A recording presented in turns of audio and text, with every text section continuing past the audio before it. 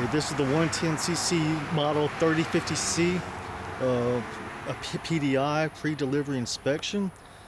The first thing about these, they're 4-stroke, so there's no mixing of the oil and gas.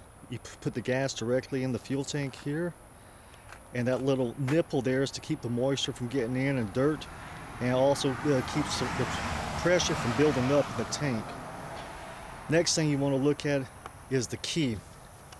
The key has a remote control kill switch on it. The purple button is a kill switch. If they're running too fast, you want to stop them, you hit the purple button and that shuts the engine off. They won't be able to turn the engine back on until you go and put the key in and turn it off and back on and hit the unlock button, which is just below it.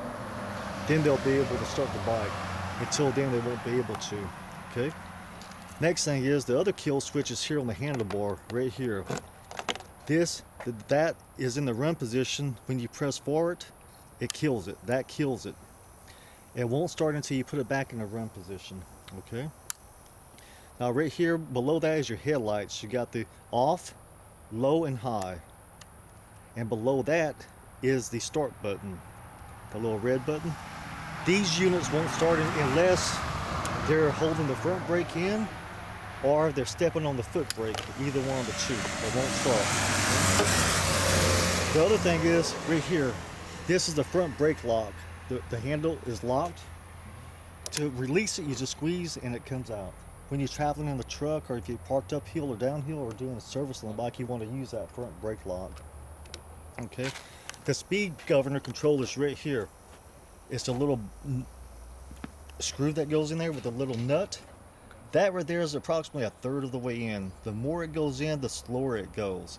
So if you want it to go faster, you back it out and tighten up the nut. Okay. Over here on this side down here is the gold lever. That's the choke on this unit right here, up under the carburetor. That's the choke. Okay. Down is off, up is on. That's on. And you only keep it on just to crank it on real cold days, and then turn it back off. Now these caps right here are your stator cover caps and the timing cap. Do not put oil in those, okay? Oil goes on the other side, okay?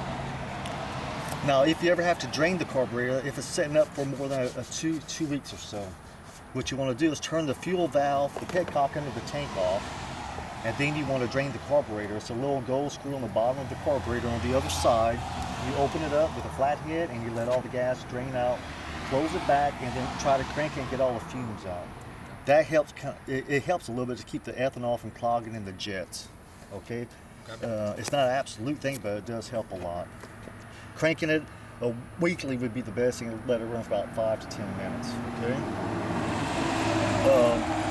What you want to do here, after 4 to 6 hours of riding, you want to come back and check all your bolts, like your lugs here, your cotter pins.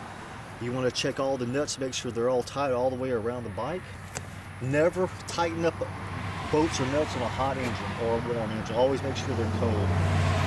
And what you want to do is check these head bolts up here. It's a number 10.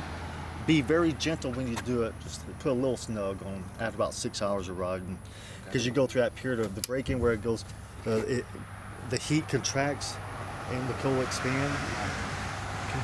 Now back here on the chain, to adjust the chain, there's 4 bolts you have to loosen. Okay, and it's a 2 on the top and 2 on the bottom with that little eye hook where the chain adjuster goes. You'll loosen those 4. Then you'll back off the first nut on each side, all the way off. Then you'll take a 13mm socket and ratchet, and you'll tighten it up symmetrically on each side a half a turn. And once you get an inch plate in a chain, you're good. Just reverse the process and tighten everything back up real good.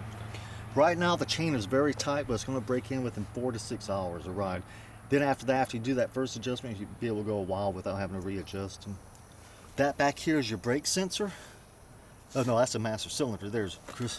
The brake sensor is a wire going to it. Oh, yeah. Okay. See, that's the brake sensor for the back pedal. Okay. And the front one is in the handle up there. But right here, you have brake fluid in here. There are disc brakes on the back. So you have fluid here. Okay. we've had these last 4 or 5 years. You know, the only thing I have to watch is if the heat or something breaks that little plastic glass there, the sight glass. You'll need to change out the master cylinder.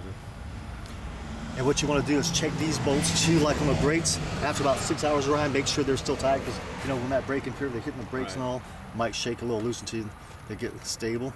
And right here on these nuts, they're Loctite now. They shouldn't ever come off, but if they did start to wiggle off, just tighten them back up. If they ever come off on one side, it's not too bad, but if they come off on both sides, then you have to realign the axle. Okay?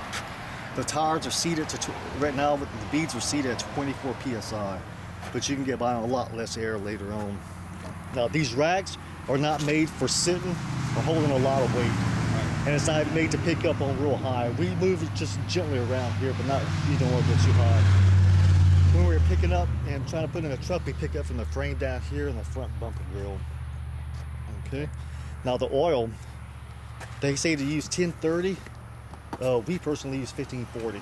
And on the little 110 units, it takes about a half a quart. Okay. And your dipstick is right here. And you'll take it out and put the oil directly in there. Your drain plug is on the same side up under the engine here. It's a 17 millimeter drain plug. So you know exactly what you have to get out your toolbox before you even get down. I already have it written down on the paper for you, so you'll know. If you ever have to access the seat and like to check the battery, it's a gold lever up under here. There's a gold lever. So you pull that lever back, and that releases the seat. The battery is here. When you charge it, make sure it's less than 2 amps and use a trickle charger that we give you in the kit. Never jump start them. Jump start them will damage the electrical circuits and the wire, and I've seen them come back fried here. Red to red, black to black, okay? And if your bike ever, when you come out here and try to crank it or something, it doesn't ever start, check if, your inline fuse here. It's a 10 fuse, It's a glass tube. This is also to help you access things here in the wiring harness if you need to, the alarm or whatever, the starter relay. And this is the seat. See these little hooks here? This has to go right here. Okay, right now it's new, you shouldn't have a problem, you know, but if it ever gets out in the weather and they kind of reform or something, you may have to kind of press down on the center to get them.